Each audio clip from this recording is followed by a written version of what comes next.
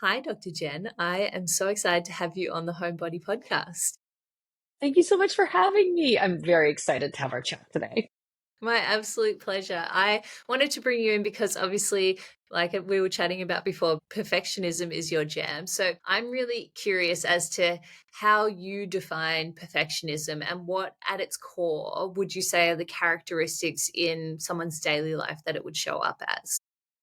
It's such a good question. So, there's a million different ways to define perfectionism, but the way that I like to really hone in to differentiate from just high achievement or striving to do our best versus perfectionism is when we're striving to do our best, we're sort of aiming for perfect. And if we don't hit it for whatever reason, then, we have compassion, we move on, we try again. If we have perfectionism, we have a fear of not being perfect. And so we're operating off this deficit model where that's unacceptable. And we are trying to arrange our lives where we're never going to have to be imperfect. And that's what starts shrinking our actual lives and our experience.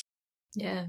It's a kind of bizarre thing that we think about what even is perfect, right? And I guess we're going to get into that as well in terms of like our own standards. But what way does perfectionism affect our sense of self-worth? So how we kind of navigate the world, and if we're not kind of achieving what we deem as perfect, well, how does that kind of manifest as a lack of sense of self-worth almost?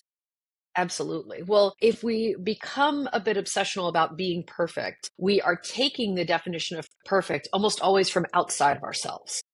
So very rarely do I see somebody who has this definition of perfectionism that doesn't align with a lot of society's most intense pressures. So pressure on women to look a certain way, to achieve a certain level of thinness, achievement pressure, be that academic, be that salary wise in the working world or title. And so when you see that, a person can get very lost in focusing their lives on pleasing others rather than actually living a life that is true to themselves, which we see bear out in the data over and over again when we look at life satisfaction at the end of life quality during the course of our life, no matter what decade you look at.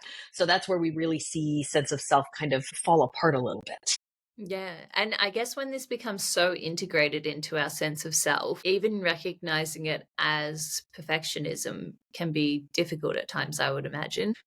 Yes, almost everyone who I've worked with where I've mentioned, oh, do you think perfectionism might be coming up here? They say, oh, well, I couldn't possibly have perfectionism because I'm doing so many things wrong. How can I possibly be a perfectionist? Where Yeah. one thing that I see again and again is perfectionism can actually keep us paralyzed because of Mm. the level of anxiety and decision fatigue. So there's a stereotype of perfectionistic people having, the perfectly clean, all white minimalist house, when often perfectionists might have piles, doom piles around their home because they're so overwhelmed by starting the process of decluttering, cleaning, etc.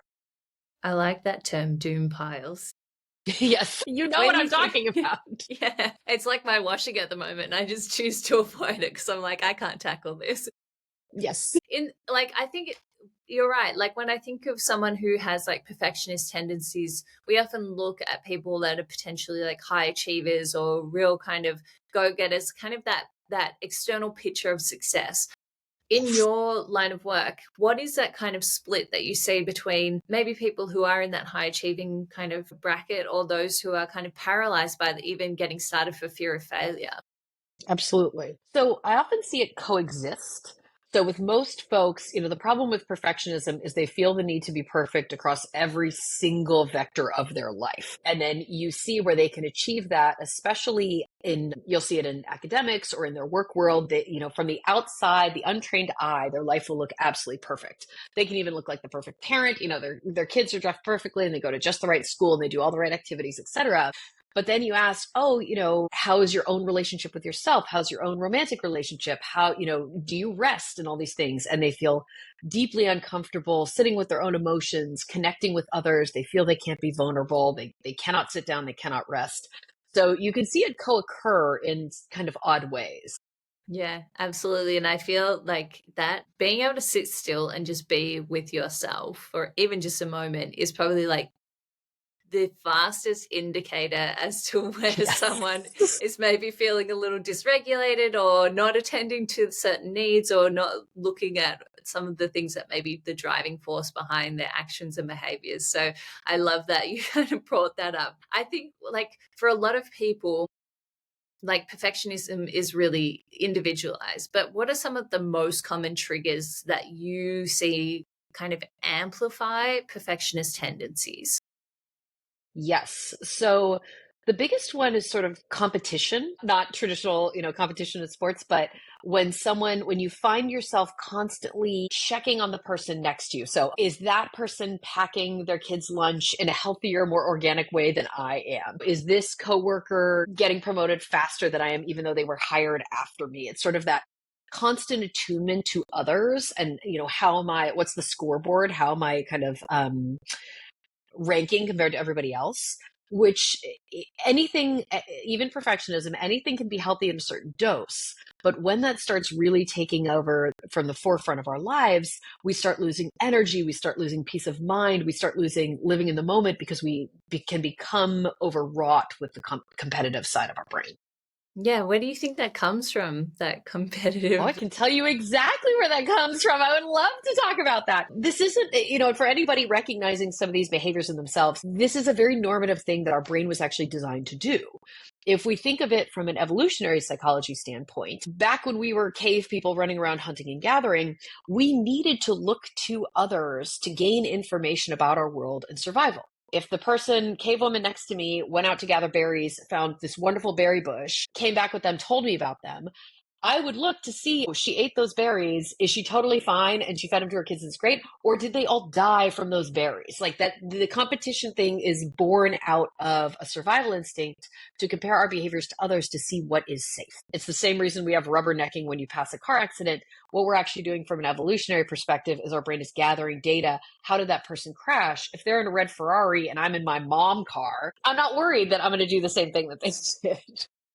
So, Yeah, I think that kind of reduces the stigma around a lot of these things when we can understand that a lot of what we call like evolutionary hangovers still are important, yes, right? Because we still do yes. kind of need to self audit and check our own behaviors in like social contexts and what we're doing to make sure that we're still functioning in a societal way, right?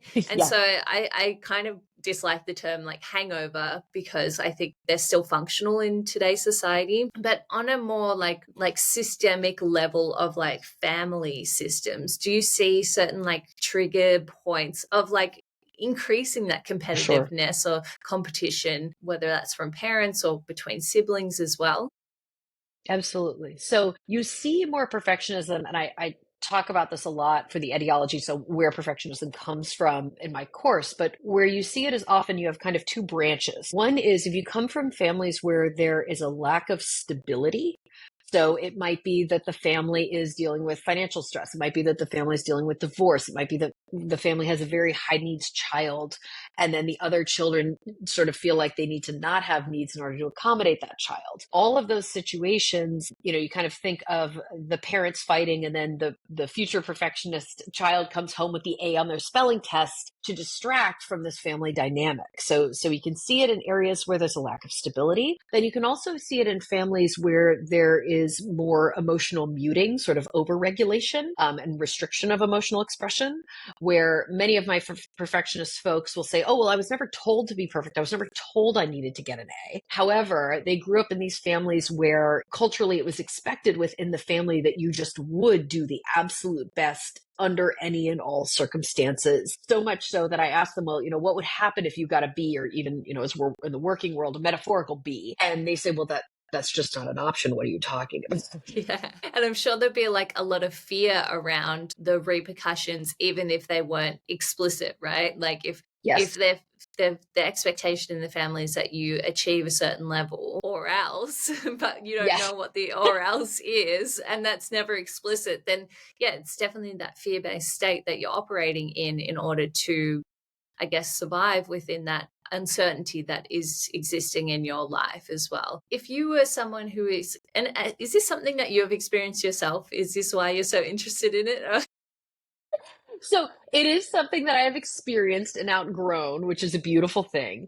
But it also comes from my initial interest in it came from my background as a psychologist is in eating disorders and trauma.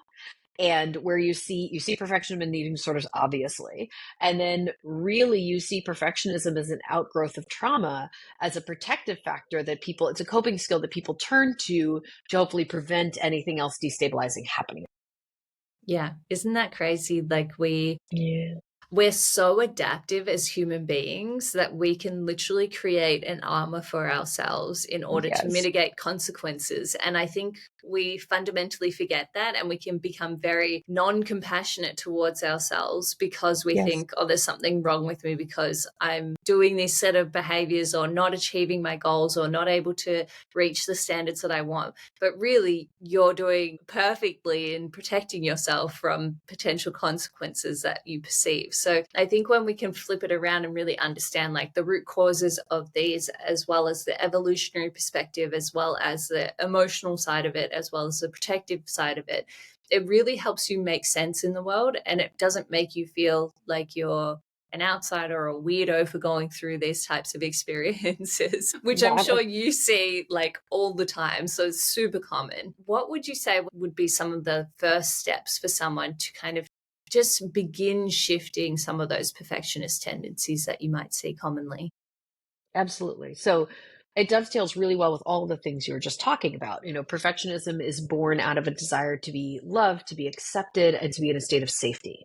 And so the real arc of what we want to have happen when somebody's recovering from perfectionism is to take a little baby step, a little baby exposure on this ladder of trust in other people in the world. And so I suggest people just dip their toe into being imperfect in the tiniest little way, and then watch the world not fall apart. Watch your people still love you back. Watch your boss doesn't fire you if there's a typo in one email. The thing about perfectionists is they have no experience outside of this realm of perfectionism. So they view anything but perfection as this cliff and this black hole of nothing, which is why it's so scary. And so when we start to have a little bit of flex in that area, then their nervous system is waiting for the other shoe to drop, but then they start to learn, the nervous system learns, oh, this actually, there isn't a lion on the other side of a typo in an email, or buying the cookies instead of baking the cookies till 2 a.m. for my kid's bake sale. It's actually perfectly fine. Yeah, it's easy to see how you can become paralyzed by being in that state, because I think fundamentally most obviously trauma, but most of our mental health expressions of what's going on within our nervous system, within our life, really come down to that lack of safety and lack of feeling safe within our own bodies and being able to navigate the potential outcomes that may come our way. And so I love that idea of kind of like dipping your toe just to see that things don't fall apart if you don't fold the washing in time, which is what I'm like avoiding at the moment. And like it's really interesting, I guess, because like I'm very online, like all of my work is very online, and I show up like I literally put this shirt on before I come into, like I have a rack in my office because Yep. I'm breastfeeding my baby at the moment and Yes. she's really messy. And so Yeah. I will get changed just before. And so I show up looking like I'm put together. But, Mhm. outside of this, all of these things are happening in the background that no one else Yes. sees. Right. And so I think when we kind of pulled the lid back on nearly everybody in life, like even the most successful people in the world, you'll see that they're like perfection is really an illusion that we have created for ourselves. And if we believe that illusion to be truth or certain, then we're kind of chasing our tail all the time, trying to reach that goal. And so I'm really interested as to where these kind of definitions of success and like those kind of frameworks that people want to operate in, where did they come from, and how do you Mhm. start to peel those back to create something that's maybe more aligned with reality or what you actually desire in life? Absolutely. It's such a good question. So we have the micro level, and so that has to do with the culture of our family, which is often brought down intergenerationally. And this is possibly because I work in Silicon Valley, San Francisco Bay Area, but there's a lot of immigration. You see a lot of perfectionists who have recent immigration stories. I have a recent immigration story in my family, and there very much is this idea of when you kind of come into a country and you're a bit of an underdog, there's a lot of dependence on achievement, academic achievement, followed by professional achievement in order to, again, obtain safety. So you can have a family story about what that means. And then you talk about the societal indicators of success, what we're told is success from a very young age. And there are all kinds of intersections of that. When we talk about, part of the reason I love doing this work is I think it's very feminist work.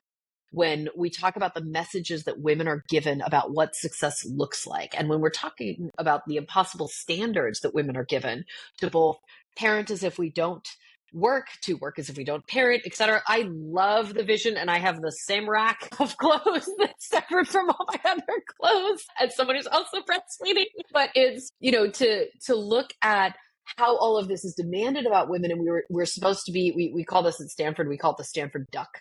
So, on top they're super placid, and underneath they're feverishly paddling. So, we are told that, we are meant to always look calm and like everything is absolutely fine. But when you're describing, which I'm very familiar with, that difference between the work you that shows up and the real life you, it's the richness of your life is in the messy kid pulling off tables, piles of dirty laundry, whatever. Like, that's probably what you're going to look back on this era of your life and think of fondly. Not, oh my gosh, I'm so glad I had that really cute, clean iron top for that interview. You're not going to care about that. And it's so true, you learn to move with the kind of flow of what's going on in the chaos. And I think there is beauty in both of those things. Like, being able to laugh about having a clean top to put on is like part of recognizing that it's okay not to be perfect, right? Like, it's okay that 99% of my other clothes are covered in food and dirt. And It should be. yeah.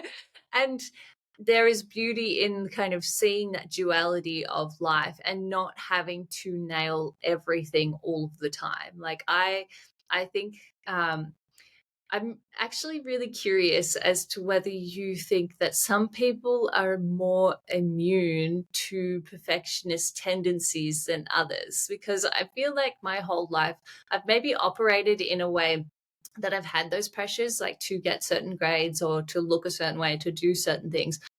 But it's never really been something that I've ever subscribed to or like bothered to really care about. And I'm just wondering if you've ever noticed certain like temperaments, characteristics, or something, I'm not sure, that can Sure. kind of protect you from falling into that framework of perfectionism. Yes. So, nature and nurture. So, folks might be more at risk if they're more predisposed to anxiety, OCD, etc. If they have a trauma history, if they have intergenerational trauma histories, etc. In terms of protective factors, really, if there are circumstances in which the person has truly unconditional acceptance and also opportunities to fail and see the thing not fall apart. So, with most of the people I work with, when we're asking them to sort of play around with this idea of imperfection, many of them don't have the experience of having dropped the ball and watched the ball bounce or break and it be okay. I had the privilege, but also not, of I became very ill when I was about 25. I have an autoimmune disorder. And at the time, it actually caused me to not be able to walk, and I couldn't hold a pen, all these kind of things. I failed a class in graduate school, and my graduate school was so intense that if you, and fail, by the way, was a B minus. So I got a B minus. If you get two B minuses, you were kicked out. You couldn't get your PhD. Yeah, it was intense, intense. And so that was very much on the table. And I was in chronic pain and all these things. And I watched when that really was on the table, and I couldn't go out. I couldn't party with my friends and all this stuff. And my boyfriend, now husband, didn't care. My friends did not care. People just wanted me to get better. And it didn't matter if I was going to finish my program or what accomplishment I was going to get. And having that experience was so transformational for me that I was okay, even if I wasn't this high achieving person. And so I think that if you have that experience, whether it's when you're 5 years old or when you're 50 years old, it makes a huge difference in being able to live out those values. You can't underestimate unconditional love and support and regard for seeing, Yes. like, holding you, because that would have been extremely challenging. And I'm really glad that you have come out the other side and you're in a different space to where you were. But I'm sure going through that would have been like life altering, like things coming crashing down around you. And when you are held still as the same person, I think this is something that I really find just intrinsically important for people who are going through, and we're kind of getting off track a tiny bit from perfectionism, but my husband has a brain tumor, and so Oh my God. there's a real like understanding of like how to support someone who's going through something life altering and challenging without losing them their sense of self, right? Because I'm Yes. sure when you couldn't walk or you couldn't hold a Yes. pen, there's part of you Yes. going, well, who am I without this? And so Exactly. we really hold on and we try as hard as we can to kind of get back to who we were. And so we kind of stunt ourselves in that process. But when people are holding you in regard that you are still who you are who you are at your core, it gives you so much capacity, strength, safety to allow yourself to go through that challenging thing and come out the other side and not fear that the external is going to fall apart without those things still occurring in your own lives. I think that's that you like unconditional aspect is something that we all need. Community, we all need societal support, we all need people in our life that are championing us. And I think it's something that as a society now we're kind of struggling with a little bit in terms of having that sense of community. I'm going to circle back to that, but I thought it was really interesting when you're talking about protective factors. Something that I was a very sporty kid, right? And so I was very Mm. competitive by nature. And now you kind of just sparked a light bulb when you were talking about being exposed to failing, like, and risk Yes. taking and kind of seeing things not go the way that you planned. And I do think that playing like sports, a lot of sports and pretty physical things like jujitsu and Muay Thai and MMA when I got a bit older really allowed me to see that there, like, to shift my locus of control to be internal rather than external. Like, okay, like I didn't move my foot that place and that's why this happened. It's not a bad Anna, you failed at that Yes. thing. And Yes. so I think things like that, especially for children, are really important to be exposed to losing, to not winning the Hmm. game, to falling over and hurting yourself, or being in that competitive but playful environment that has that element of safety still as a protective factor to things like this as you get older as well. So that's just a side Yeah. note of where No, my that's brain was going fantastic. with. I think for a lot of people, they kind of get to a point in their life where it just becomes normalized to operate in this way. So if you were seeing someone that maybe was, and maybe it shows up in a different way, starting to feel burnt out, starting to not Hmm. really enjoy what you're doing, or feeling like you're kind of missing things, you're starting to get a little bit more overwhelmed. So you're missing more things and potentially failing more as a result of that. What can be kind of a strategy for people to start to employ maybe more realistic standards for themselves to start to bring that back into alignment to kind of reduce that overwhelm? Absolutely. So if you look at it from an anxiety perspective, we really get these blinders on with perfectionism where we're picking holes in every little thing that we do. And we're thinking to, oh, I said that thing in that meeting last week. And oh, so my boss might not think as well of me, et cetera, et cetera, et cetera. And so sometimes we actually borrow from that competition side, that comparison side.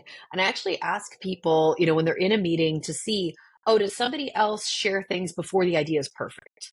Does somebody else send emails and not everything is perfectly capitalized? The bosses never capitalize anything. Look to other people and look how they are presenting themselves in the world, even imperfectly. And when I start, I almost exclusively work with women. I get to kind of pick and choose these days.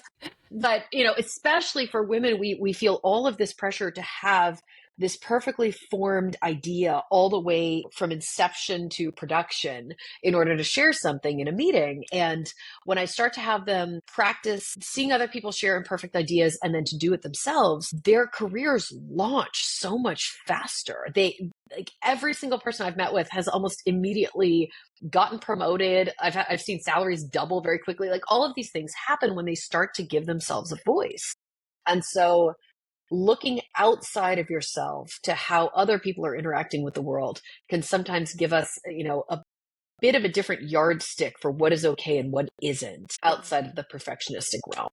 Yeah, I love that self-fulfilling prophecy that you just painted in that what we're trying to achieve is like that promotion or moving up the ladder, whatever it is, like whatever it is that you're trying to achieve.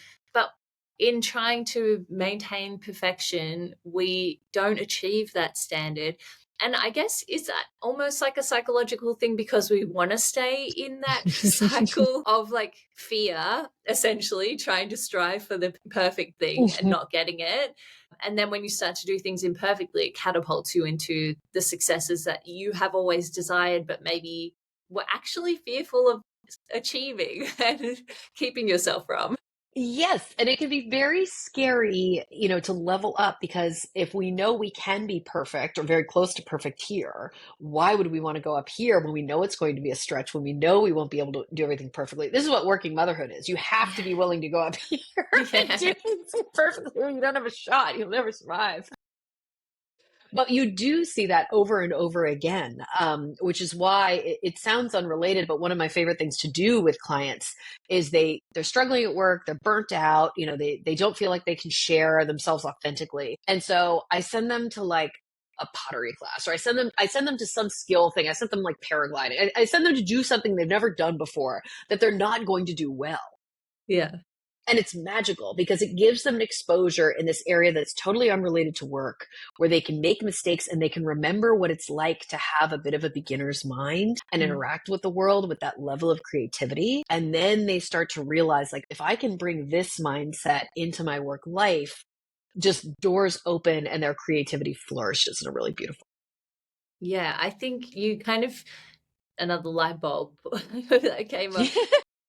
How important is play as adults for shifting Oh, our perspective? Like, this is something I think a while back I kind of had this realization of like, oh, I don't have any hobbies, or I don't like things that are like work is my hobby, the things that yes, I have to do become my hobby, and yes. really becoming intentional about play. Like, how do you see, because what you're describing, like doing pottery or going paragliding, like that dopamine hit, adrenaline rush, different perspective, something novel, new, like how important is that in like shifting our kind of narratives and standards for perfectionism, but really everything?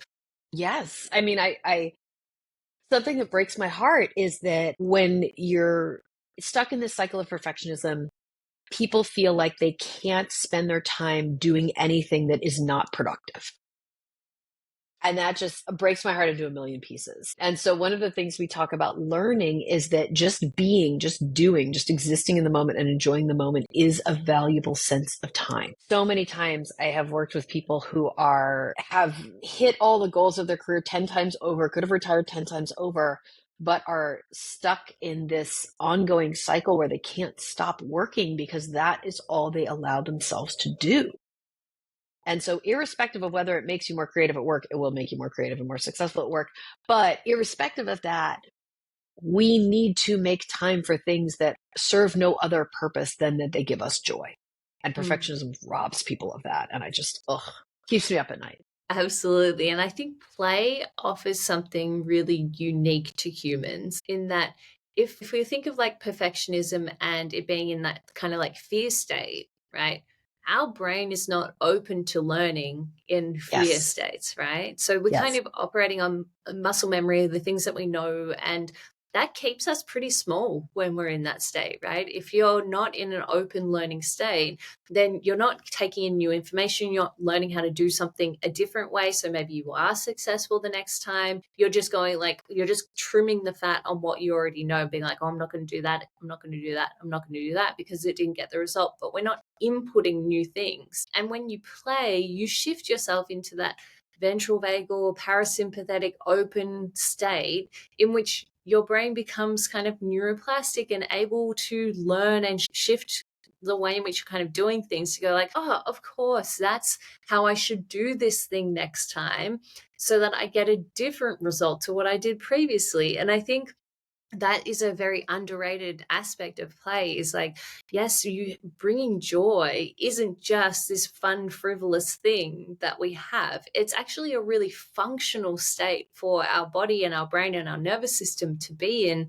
to really allow us to learn and to connect and to shift into a state that we don't often allow ourselves to be in as adults. And I think that if we could all fundamentally play more, and that's the beauty of having kids, right? Like being able to play and see the world through a different lens is like such a breath of fresh air, and like Mhm. not being so serious all the time and seeing things get broken. And I'm not, this is not my plea for everyone to go out and have kids, but it's just getting into that mindset, because it's extremely stressful and overwhelming Yeah, at times. not helpful.